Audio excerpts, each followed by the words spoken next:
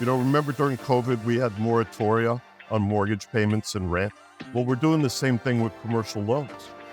We're actually giving people forbearance. We're modifying loans without declaring default. So there's a huge accumulation of defaults in the system that we haven't recognized yet because politically it's unpalatable. I think when you see a change in the White House, if you see Donald Trump come in next year, then we're going to be cleaning house. Chris Whalen, chairman of Whalen Global Advisors, author of the Institutional Risk Analyst, investment banker, and author of multiple books, and friend of the show. It is so great to welcome you back on, and great to see you as always, Chris. Likewise, Julia. Well, I'm really excited to have you on, and I'm just going to let the folks at home watching and listening know that Chris is going to be a regular on the show. We're going to have him on once a month. We'll record the first Friday of each month. And Chris, we love having you on the show because I have to say you are like one of the true independent analysts out there. You are an expert on the financial system, and it's just such a treat to have your expertise on this program more often. So I'm just incredibly grateful, and I appreciate you so much. I want to start today, Chris, where we always start with our guests. Julia. That's so nice. I mean it. I really mean it. And the independence part, I think, is more important now than ever as we have these conversations. And people are under such pressure. It's very hard to get up and tell people what you really think, because there's at least half a dozen people in the room who are impacted financially by what you just said. That is so true. And why we have to have these conversations and guests like yourself. And just, again, honored to have you as a regular contributor.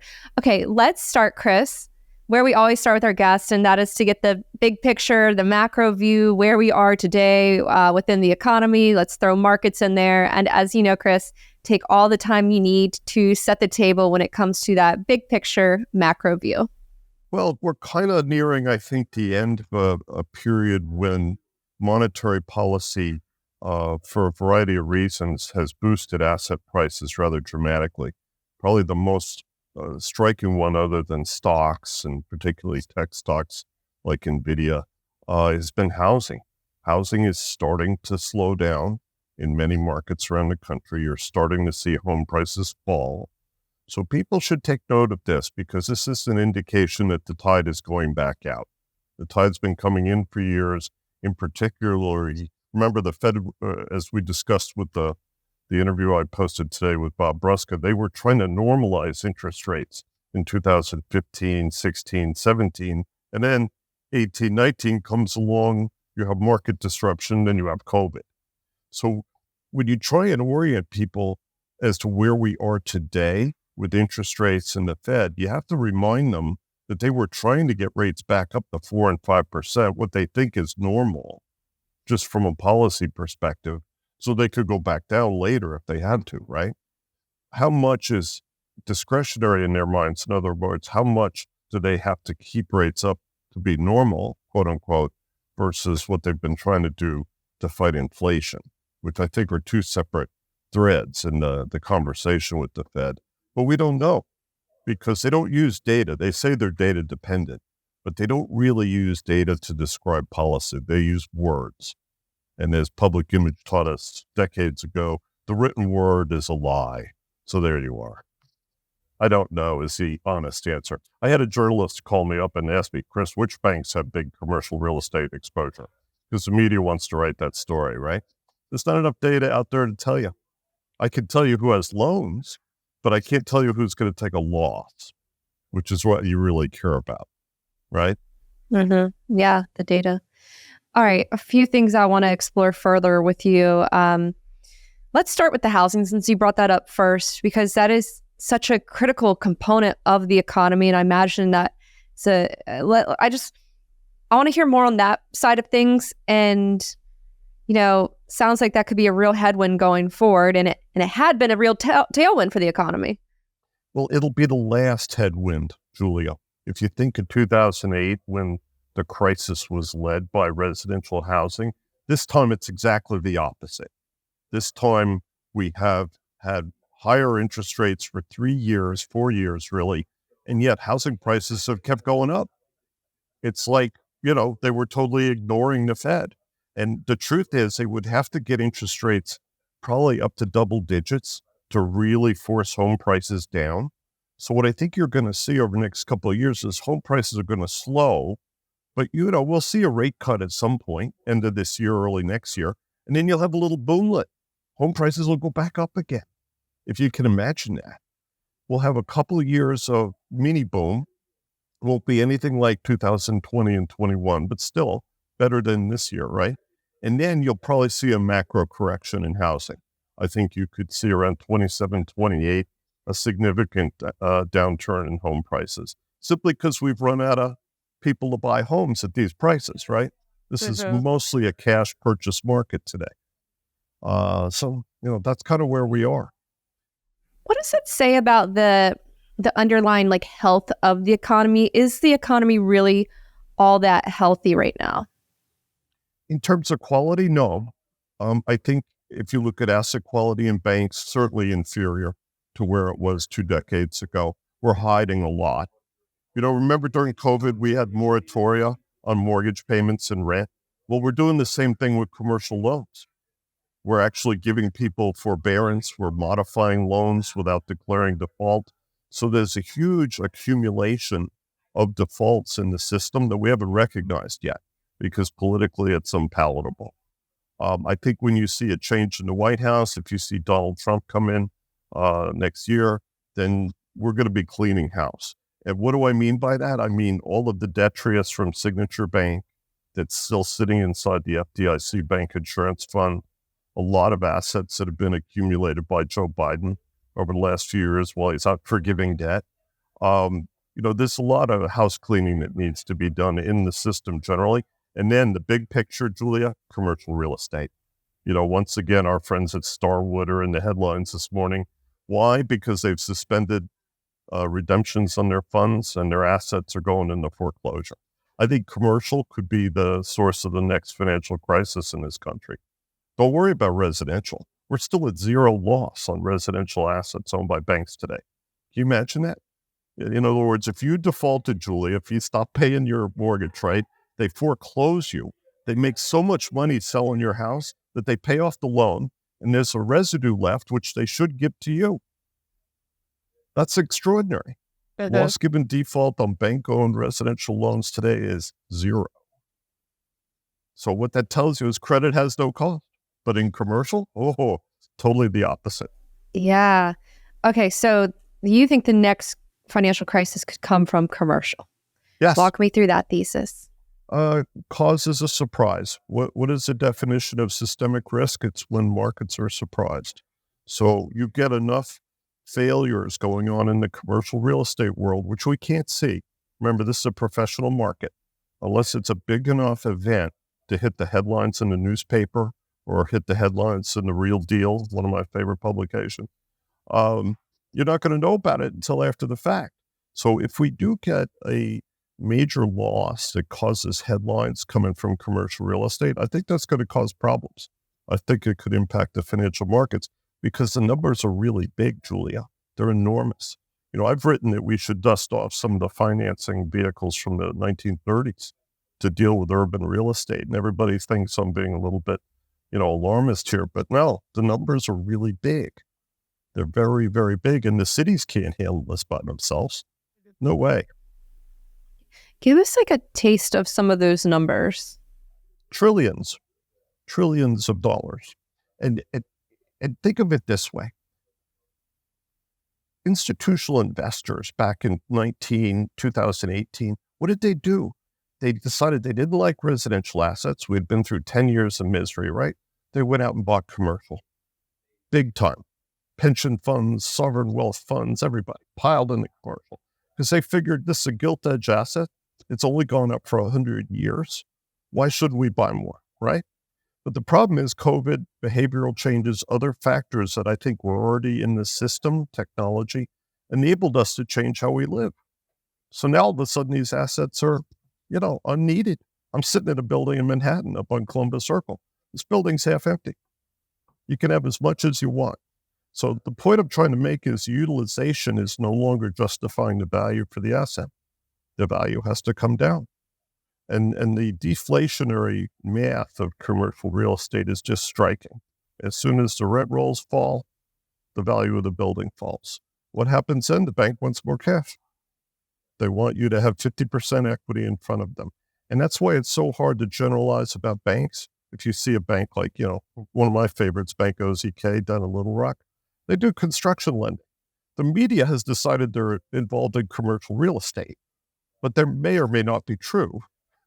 But, everybody tries to attack this issue by doing a little bit of work and trying to understand it. No, commercial real estate is a deep area of expertise, and it is all different. Every asset has a different story, every single one.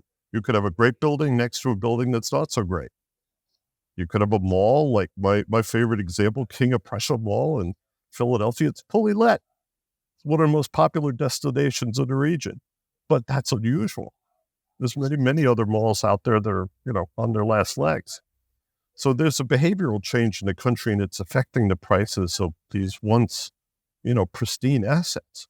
Remember commercial real estate? These were the big guys. We looked up to them. We thought, oh my God, commercial real estate. We can't get into that. Well, things are changing. Even Florida, by the way, Julia, South Florida is slowing down. The boom is slowly ending. Yeah. That was certainly one of the booms. Well, all of the existing assets have been depreciated because they build new right next door. If you have a new mall and a 10-year-old, 15-year-old mall, which one do you want for your store, Julia? The new one. You want the new one. America wants new. Nothing has changed in that regard, right? Mm-hmm. Okay. You mentioned a little bit earlier the election. How are you thinking about the election and the potential impacts that it might have on, markets, the economy? Let's just kind of start there. Well, isn't it fascinating that the center right, or the center left is losing all over Europe? The French government just basically suffered a major defeat in the EC elections. And you're seeing this in Holland and other parts of Europe. So I think you're having a kind of a center-right or far-right resurgence in Europe. And we may see Donald Trump go back into the presidency here in the U.S. Isn't that an interesting coincidence? And I think there's a fatigue with center-left governments that are friendly towards immigration and other policies that many, many people don't agree with. Here in the U.S. particularly, I think Biden drops out within a month or two. Kamala Harris has to be the candidate. The Democrats can't say no to her, and she will get destroyed. I would be surprised if Kamala Harris even carries California. She didn't carry California in the primaries, remember? She has very little political base, much like Barack Obama. She's not really won the widespread support of the Democratic Party. So, and you got Kennedy out there on the far left, who's going to be draining votes from them. So I think this is another strange year where, once again, you could have a plurality candidate like Trump win.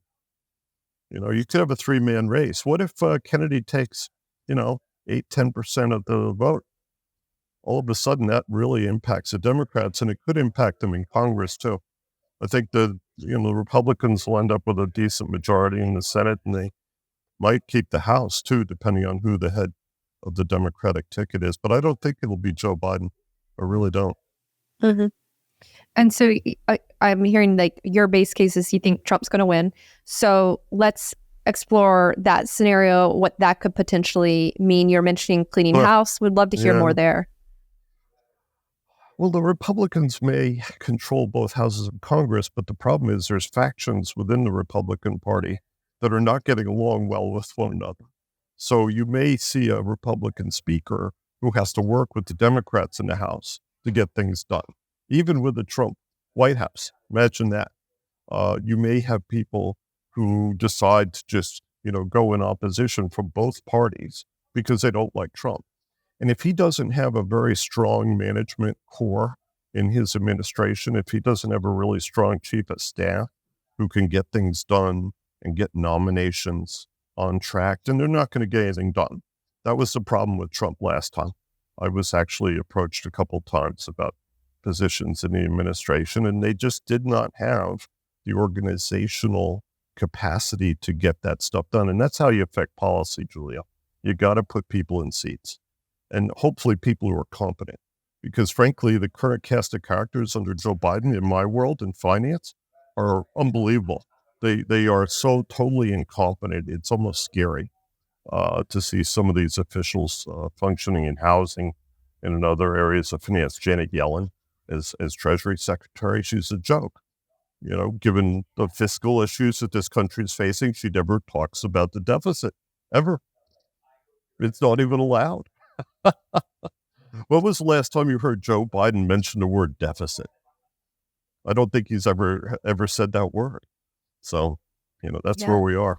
Well, speaking of the deficit spending, when it's certainly not in wartime, and also just the growing debt here in the U.S. Like I haven't looked at the debt clock lately, but if I imagine we're getting close to $35 trillion at this point. Can we kind of discuss the debt and the deficit? Just want to hear your thoughts there, because it doesn't seem to be getting any better. So where are we headed?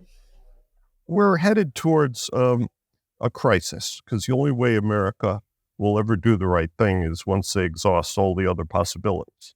This is historic fact, unfortunately. I think what's going to happen is that eventually we're going to hit a wall. The markets are going to start pushing back. Rates will go higher, which will make the deficit climb. And then we're going to have to raise some revenue, Julia. My guess is that we're going to end up getting rid of most of the income tax structure in this country, except for the very wealthy. And we're going to have to go for a VAT. We're going to have to tax the point of sale, because that's the only way you can raise enough revenue to pay for this country. America's about sales. And the old income tax argument was, progressive socialism from the 19th century. But you're not going to raise the revenue you need by taxing income. There's too many ways for people to avoid that. Mm-hmm. So what do? You tax consumption. That's America. We like to buy, right? We're about shopping. So I think we got to focus on the fact that this economy is still doing very well, even with interest rates where they are. And the way that we fix our deficit is by raising some revenue. We have to.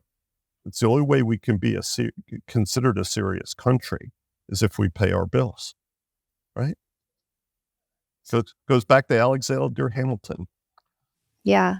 Let me ask you this on the tax side. So taxing consumption, do you think that, so I had Dr. Art Laffer on, do you think just more of like a broad-based flat rate tax, could that potentially work versus, I think our tax code is something like 70,000 pages, and yeah. Well, the flat tax has always been, I think, popular with conservatives. If you're going to retain some kind of income tax, perhaps that's the answer. But, we have to sit down at a table and just decide, where do we get the revenue we need to make this country work, so that we don't have to be in the markets borrowing all the time? Because the flip side of this, Julia, is the reward, right? Is if you address the deficit, what happens to interest rates? They go down a lot. So if you want to see low interest rates in this country, if you want to have real growth, then you've got to focus on where the money is, number one. That's on consumption. And then the second thing is, do we really need corporate income taxes, or are we still, praying to that 19th century progressive God? Okay. I want to also bring up, because we are recording this on Monday, June 10th, a couple of days ahead of the Federal Reserve's FOMC. So we'll get the June decision if there is whatever they decide to do in June. How are you thinking about the Fed, their interest rate policy, your expectations heading into this week? I think the Fed is still trying to find the ground in terms of, on the one hand, having enough liquidity in the system to avoid a problem. And on the other hand, they want to, at least rhetorically, get to that 2% inflation target. I don't know how they do that, because they haven't articulated in this data-dependent structure they say they have how we get there. Every week it changes. And every week it seems that the meaning of language that they use to describe policy also changes, depending on what audience Chairman Powell is talking to.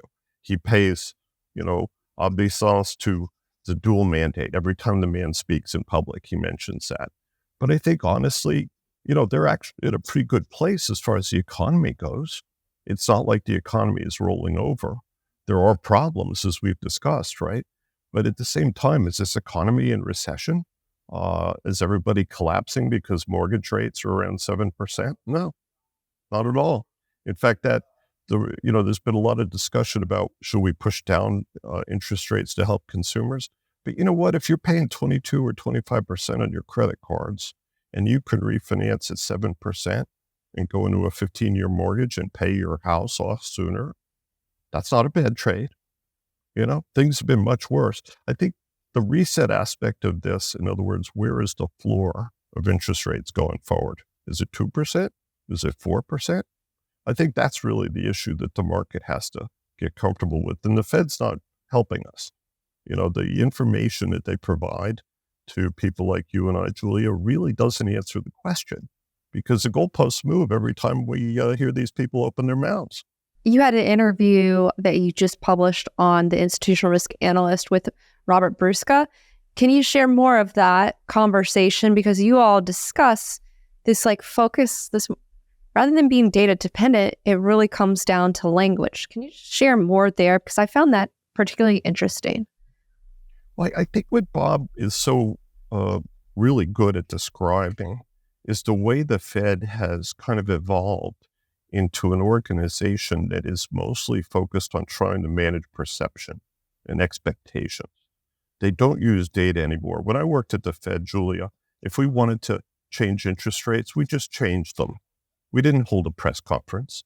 If we wanted to add liquidity to the market, we would do system RPs at 10 o'clock in the morning. And we didn't warn anybody about that.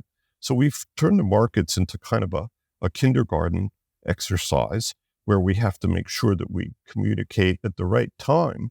But then there are other times that they can't communicate because they're worried that the markets are going to get ahead of them. So the Fed has this false impression that they're in charge and that they can manage this process. But I think what we're seeing is that they're still very concerned that they're missing something. Bank reserves, for example, which we discussed in the interview, 2018, they almost ran the ship aground. And then in 2019, they started dropping interest rates rather aggressively.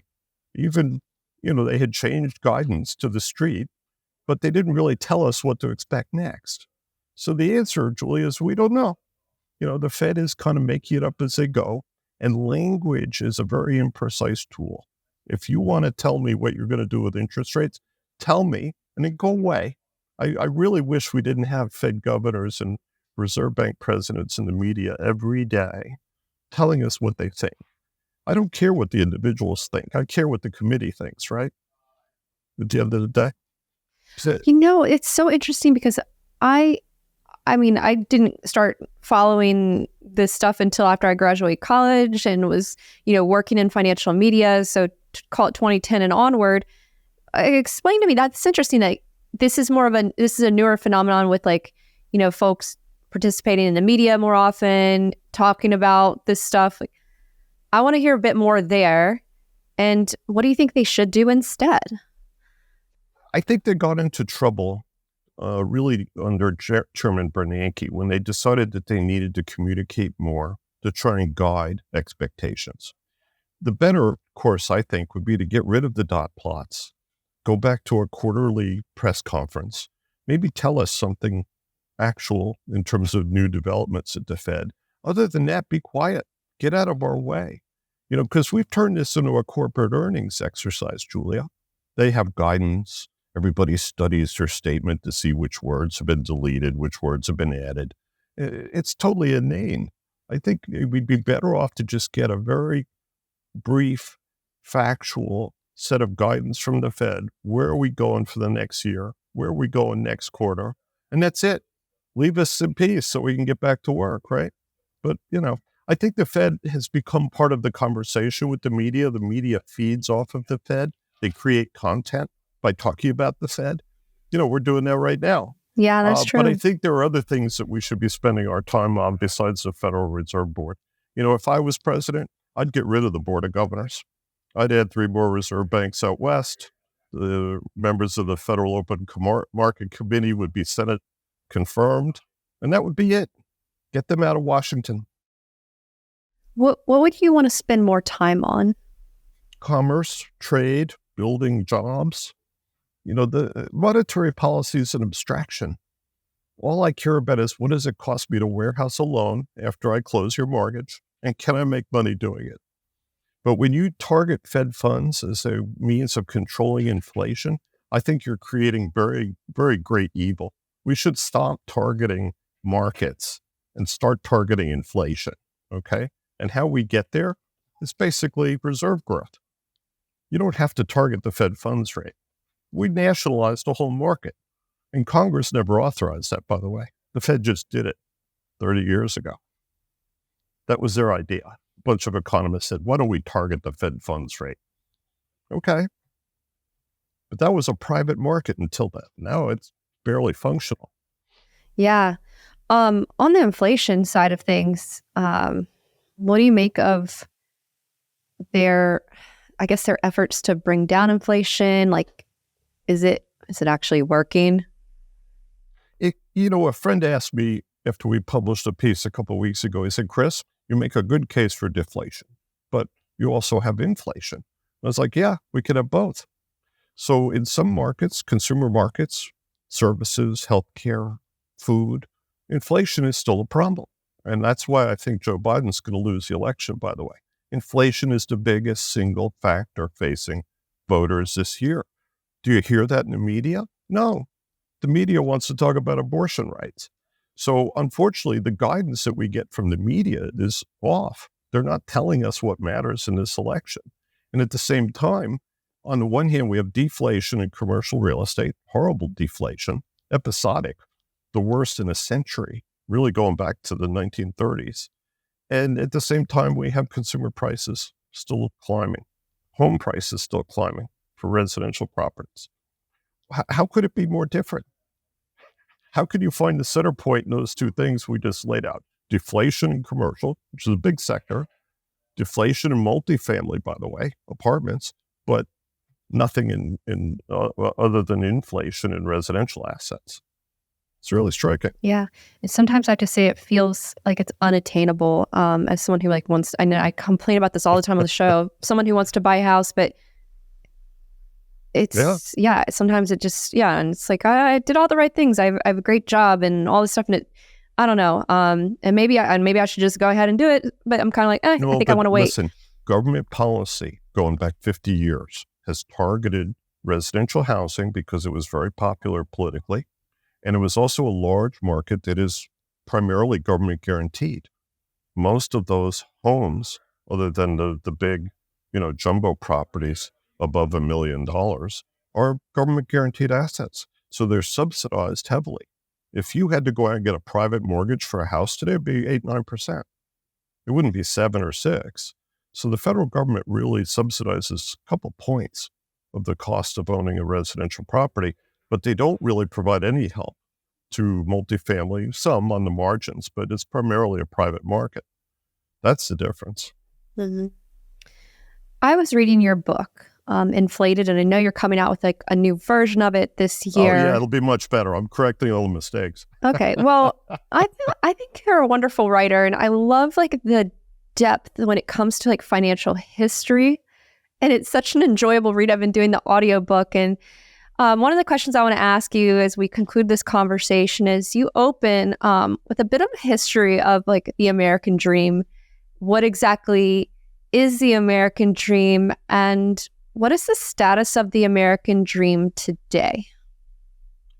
The American dream, I think, was defined by European immigrants who wanted to get out of Europe, ossified, stratified Europe, where there were no real opportunities to grow your own wealth or even have a decent life. It's a very rigged game, Europe, and it still is today. Americans came here to get away from Europe, get away from the rest of the world, and to have a life where we could pursue happiness and pursue economic well-being without all of those intrusions. Today, we're so roped into the rest of the world and their problems that oftentimes I think Americans aren't even allowed to pursue their own agenda. We have too many people coming to us, trying to immigrate here because wherever it is they are is worse. So I think It's a 19th century notion, the American dream. It was somewhat of an idealistic notion, but it basically said this is a big empty country and we can go off and do whatever we want. And please leave us alone. That last part, I think, has been forgotten. But Americans, listen, the reason Americans are going to vote Donald Trump back into office is because they're tired of the rest of the world. They don't want to deal with this. They're tired of their children being killed on foreign battlefields in countries where we're not even technically at war. American soldiers are in 170 countries around the world. I think that's a mistake. And politically, it's definitely a mistake. I have to say, Chris, I always enjoy having you on. I always learn something from you. I'm just so excited that you're going to be a regular. So every month, the first Friday of every month, we'll record. We are recording on a Monday, so not the first Friday, but we just... yes. Well, my mistake. And by the way, don't forget my biography of Stanley Middleman is up on Amazon now. It'll be available in September. Great. Rags to Riches Tale. We'll drop a link. Yeah. It's one of the largest government lenders in the country. I want to give you the final few minutes here. Just, share more about, we can obviously plug the new book, the upcoming book, where they can find more of your work and, any parting thoughts, anything that you'd like to leave this audience to think about before they see you the next time. I write the Institutional Risk Analyst, and I publish a column for National Mortgage News. I write a bunch of things for other publications when I have time. And I work as a consultant in the housing industry, which is always fun. So, I look forward to our next conversation, Julia. I do too. And there's going to be a lot more to discuss as we progress through the summer and I'll have good fishing pictures for you next time. Oh, okay. Where are you going fishing? We're going up to Grand Lake Stream, Maine, Leans Lodge. I'm actually going up there with Mark Harney and his brother. Wow. And my pal Jim Lucier. So we're going to have a good time. That's exciting. So y'all are fly fishing? No, mostly lures. It's early in the season. So the smallmouth bass is just getting done breeding. So they will hit anything that touches the top of the water. Could be a fly. It could be a Mepps spinner. It doesn't matter. As soon as it hits the top of the water, they hit it. Very cool. I hope you have a wonderful trip, and I can't wait to hear about it. Chris Whalen, chairman of Whalen Global Advisors, author of The Institutional Risk Analyst. I appreciate you so much. Thank you again, Chris. Likewise.